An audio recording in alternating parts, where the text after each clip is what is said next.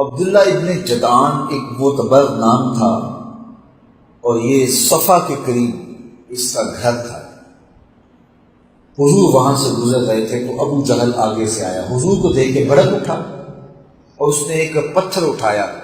اور حضور پر حملہ آور ہو گیا۔ اس نے حضور کو وہ پتھر ایسے انداز میں مارا کہ حضور کے بدن سے لہو رسنے لگا۔ خیر حضور سین حرم میں آئے اور کعبۃ اللہ کے ساتھ بیٹھ کر کے اللہ کے ہاں راز و نیاز کی باتیں کرنے لگے، سجدہ ریزیاں ہوئیں اور اپنے دکھ اپنے رب کے حضور عرض گزار ہوئے۔ حضور کے چچا تھے امیر حمزہ، اور یہ شکار پہ جاتے تھے صبح کو، اور جب دن چڑھے واپس آتے تو اپنی لونڈیوں کو راستے میں جو واقعات پیش آئے ہوتے شکار کے ساتھ اس کو بڑی بہادری سے بیان کرتے کہ ایسے شکار نکلا اور میں نے یوں سے پکڑ لیا اور یوں میں نے دبوچ لیا۔ ایک روایت یہ ہے کہ وہ اپنی لونڈیوں کو آ کے قصے سنانے لگے تو انہوں نے کہا کہ تو شکاروں کو پکڑ رہا ہے لیکن تجھے یہ نہیں پتا کہ تیرے بھتیجے کے ساتھ ابو جہل نے کیا سلوک کیا۔ دوسری روایت یہ ہے کہ اس نے جب حضرت امیر حمزہ آ رہے تھے تو آگے دو لونڈیاں تھیں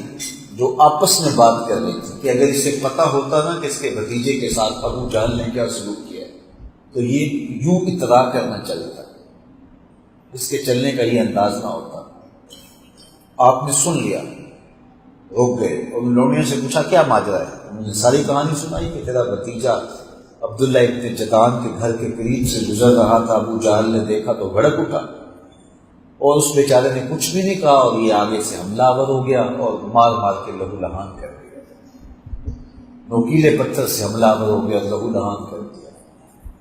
اور غصہ آیا، غیرت مند تھے، ہاشمی خون تھا،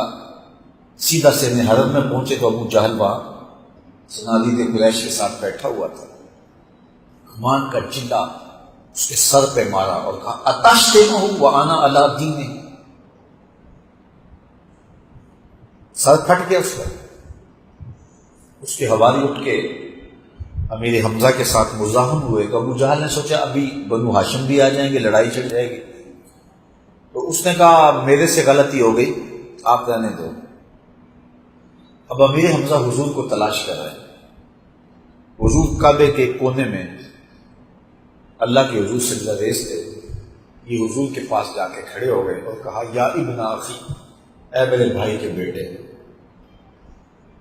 حضور سجدے میں تھے، پھر کہا یا ابن اخی، پھر تیسری مرتبہ کہا یا ابن اخی، اے میرے بھائی کے بیٹے، اے میرے بھتیجے۔ حضور نے سر اٹھایا، کہا بیٹا میں تمہارا بدلہ لے آیا ہوں، میں نے ابو جہل کا سر پھاڑ دیا، توقع تھی کہ بھتیجا خوش ہو جائے گا،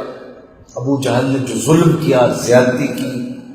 تو میرے بھتیجے کو بڑا احساس ہوا ہوگا کہ آج میرے باپ کا سایہ میرے سر پہ نہیں ہے، تو اس لیے میرے ساتھ یہ سلوک ہوا، تو وہ احساس ختم ہو جائے گا۔ لیکن حضور نے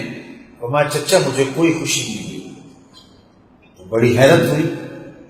قسمت اچھی تھی، مان زبان سے نکلا تم کیسے خوش ہوتے؟ کہا میں تو تب خوش ہوں گا جس رب کو میں مانتا ہوں اس رب کو تم بھی تو کہا کہ پھر تم گواہ بن جاؤ، میں تمہارے ہاتھ پہ تمہارے رب پہ ایمان لاتا ہوں۔ تو امیر حمزہ دولت ایمان سے مالا مال ہو۔ پھر اب حضور علیہ السلام کے ساتھ یہ جب رشتہ ایمان قائم ہوا، پھر حضور کی جان نثاری جو ان کے اندر آئی، میرے اور آپ کے آقا فرمایا کرتے تھے کہ حمزہ اسد اللہ و اسد رسول، حمزہ اللہ کا بھی شیر ہے، اللہ کے رسول کا بھی شیر ہے۔